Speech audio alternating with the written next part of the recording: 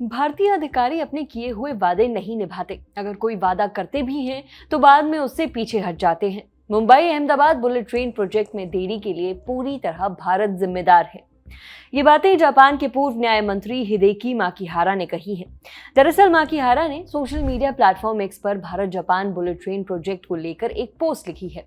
इस पोस्ट में उन्होंने भारत पर लापरवाही बरतने और वादे पूरे न करने का आरोप लगाया। उन्होंने लिखा कि वो खुद इस प्रोजेक्ट से जुड़े रहे हैं। उनकी टीम ने पूरी मेहनत से काम किया, लेकिन जिस तरह की उम्मीद थी वैसा नतीजा नहीं मिला। माकिहारा ने अपनी पोस्ट में लिखा, मैं भारत में शिकानसेन बुलेट ट्रेन प्रोजेक्ट से जुड़ा हुआ था, लेकिन बैठकों और बातचीत के दौरान भारतीय पक्ष का रवैया बेहद निराशाजनक था। वे अपने किए हुए वादे नहीं निभाते थे। अगर कोई वादा करते भी थे तो बाद में उससे पीछे हट जाते थे। आखिरी समय तक वे सिर्फ अपने हितों को आगे बढ़ाने की कोशिश करते रहे। परियोजना के जिम्मेदार मंत्री का रवैया भी अच्छा नहीं था। ऐसे माहौल में किसी भी तरह का सहयोग करना मुश्किल हो जाता है। उन्होंने आगे लिखा, जापान के जिन लोगों ने इस परियोजना में पूरी ईमानदारी से मेहनत की, उनके सम्मान में मैं कहना चाहता हूं कि मेरी नज़र में इस प्रोजेक्ट के आगे न बढ़ पाने की पूरी जिम्मेदारी भारतीय पक्ष की है। माकिहारा ने यह भी कहा कि जापान के प्रधानमंत्री के भारत दौरे से भी कोई खास नतीजा नहीं निकला। इंडिया टुडे की रिपोर्ट के मुताबिक माकिहारा का ये बयान 15 जुलाई को जापान की बिजनेस वेबसाइट टोयो केइजाई ऑनलाइन पर छपे एक आर्टिकल के बाद आया है। यह आर्टिकल जापान के वरिष्ठ रेलवे इंजीनियर इसाओ सुजीमुरा ने लिखा है। वो फिलहाल दिल्ली में मेट्रो से जुड़े सलाहकार के तौर पर काम करते हैं। हालांकि उन्होंने साफ कहा था कि उनका Mumbai Ahmedabad bullet train project से कोई सीधा संबंध नहीं है, लेकिन वे लंबे समय से इस प्रोजेक्ट पर नजर रख रही हैं। सुजीमुरा ने ये लेख जापान की प्रधानमंत्री सानाए ताकाइची की 1 से 3 जुलाई की भारत यात्रा के बाद लिखा। अपने लेख में सुजीमुरा ने दावा किया कि ये प्रोजेक्ट अब उस शिकानसेन मॉडल से काफी अलग हो गया है जिसे जापान भारत में लागू करना चाहता था। उन्होंने लिखा कि सितंबर 2017 में अहमदाबाद में जब इस प्रोजेक्ट की शुरुआत हुई थी तब लोगों में जबरदस्त उत्साह था।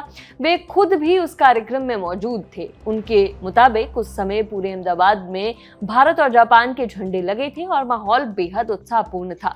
सुजीमुरा का ये भी दावा है कि अधिकारियों को पहले से पता था कि 2023 तक बुलेट ट्रेन शुरू करने का लक्ष्य पूरा करना संभव नहीं होगा। इसके बावजूद शुरुआत में भारत और जापान दोनों ने इस प्रोजेक्ट को जापान के हाई स्पीड रेल मानकों के मुताबिक पूरा करने का वादा किया था।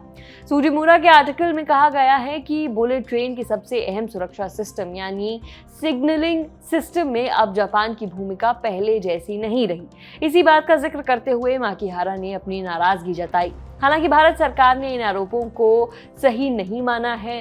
MEA यानी मिनिस्ट्री ऑफ एक्सटर्नल अफेयर्स का इस पर बयान आया है। उनका कहना है कि भारत और जापान के बीच बुलेट ट्रेन को लेकर बातचीत अच्छी तरह से चल रही है और प्रोजेक्ट लगातार आगे बढ़ रहा है। उन्होंने और क्या कहा, सुनिए।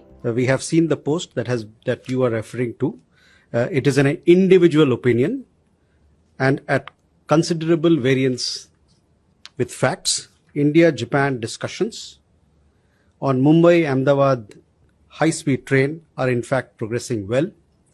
Japan will provide E20 train series, but only in early 2030s. The train in question is still under development.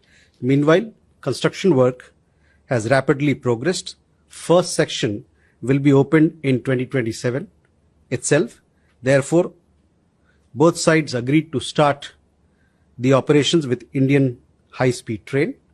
The signaling equipment has been ordered accordingly and is in line with international specifications. No Japanese offer was received in this context. The project execution is in line with the common goal of starting the high-speed train project at the earliest. अब यहाँ जिस project की बात हो रही है उसके बारे में भी जान लीजिए। शिकानसेन बुलेट ट्रेन प्रोजेक्ट भारत की Mumbai Ahmedabad high speed rail योजना है, जिसमें जापान की शिकानसेन तकनीक का इस्तेमाल किया जा रहा है। ये प्रोजेक्ट लगभग 508 किलोमीटर लंबा है और इसे NHSRCL बना रही है। इसकी अनुमानित लागत करीब 2 लाख करोड़ है। इसमें से लगभग 88,000 करोड़ रुपए जापान दे रहा है। ये पैसा जापान की सरकारी एजेंसी JICA बेहद सस्ती शर्तों पर दे रही है। जापान अब तक इस परियोजना के लिए 1,150 अरब येन यानी करीब 55,000 करोड़ रुपए मंजूर कर चुका है। इसके अलावा वो बुलेट ट्रेन की शिंकानसेन तकनीक, ट्रेनिंग और टेक्निकल एक्सपर्टीज भी प्रोवाइड कर रहा है। MEA का कहना है कि भारत और जापान के बीच इस प्रोजेक्ट को लेकर कोई बड़ा विवाद नहीं है। हालांकि जापान की पूर्व मंत्री की इस पोस्ट ने कई सवाल तो खड़े किए ही हैं। इस मामले पर जो भी और अपडेट आएगा हम आप तक पहुंचाते रहेंगे। फिलहाल इस खबर में इतना ही। देखते रहिए दी ललन टॉक।